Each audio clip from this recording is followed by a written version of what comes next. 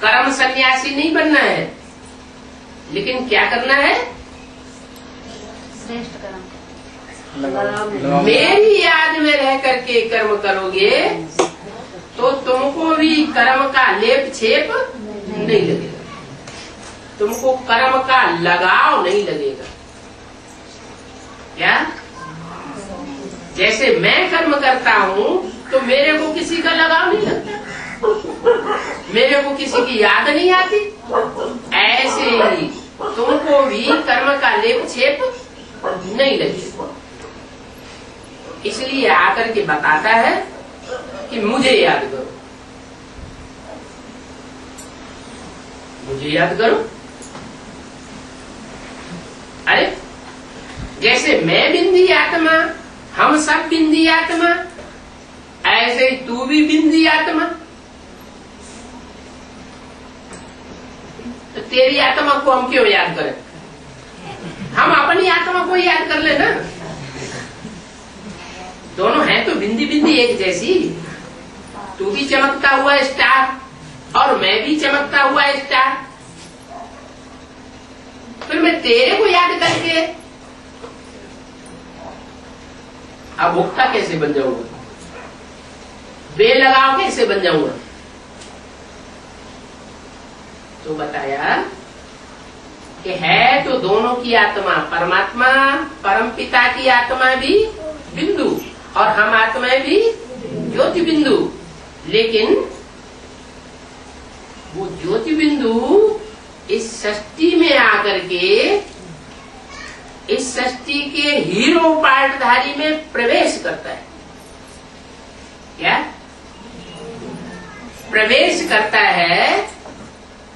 तो शरीरधारी बन जाता है। जैसे कोई भूत प्रेत प्रवेश कर जाते हैं ना, ऐसे वो भी प्रवेश करता है। गीता में भी लिखा हुआ है प्रवेश तुम, मैं प्रवेश करने योग्य हूं। तो वो प्रवेश करके उसकी कर्मेंद्रियों के द्वारा कर्म करता है। किसकी कर्मेंद्रियों के द्वारा? हीरो पार्टधारी राम की आत्मा में प्रवेश करता है।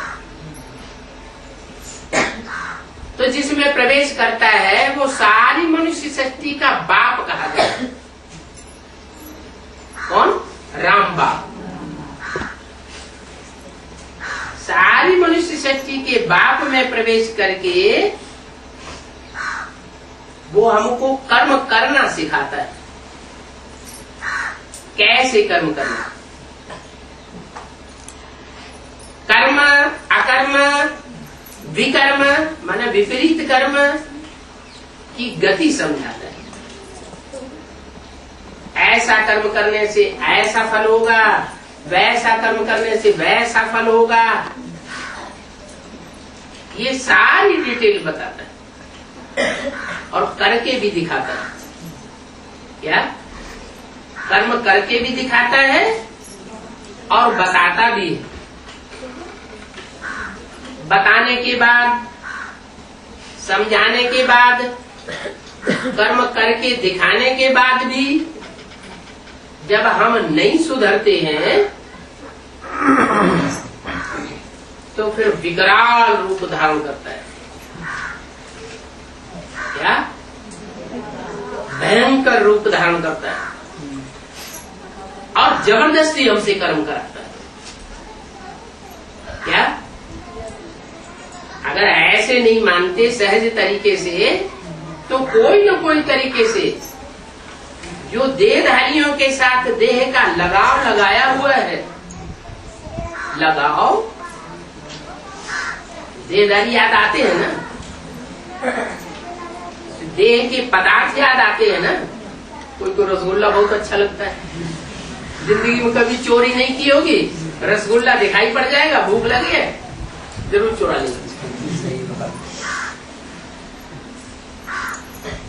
तो देह, देह के संबंधी, देह के पदार्थों से लगाव छुटाने के लिए आता है। ये लगाव जब छूट जाता है तो आत्मा निर्लिप्त हो जाती है, उसे फिर किसी की याद नहीं आती। जब किसी की याद ही नहीं आती तो आत्मा इस मिट्टी की शरीर की तरफ जाएगी, मिट्टी का बना हुआ चोला उसकी तरफ जाएगी या ऊपर जाएगी, शांति धाम में जाती है।